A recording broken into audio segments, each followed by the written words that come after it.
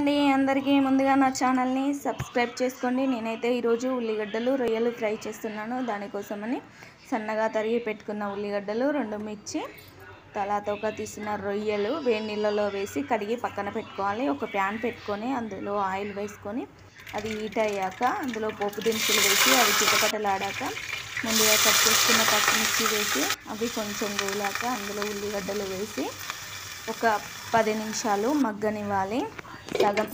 సగం మగ్గాక అందులో మనం ముందుగా కడిగి పెట్టుకున్న రొయ్యలు వేసి అవి మంచిగా గోల్డ్ కలర్ వచ్చేదాకా ఫ్రై చేసుకోవాలి।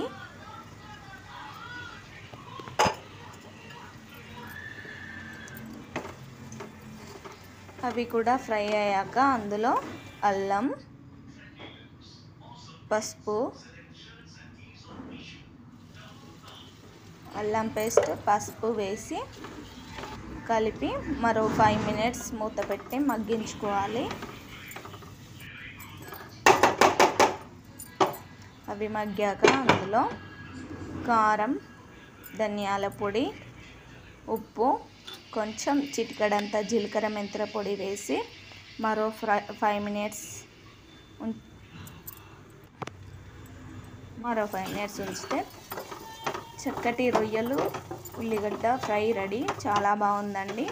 మీరు కూడా చేసుకొని నాకు కామెంట్ చేయండి, లైక్ చేయండి, షేర్ చేయండి। Bye friends.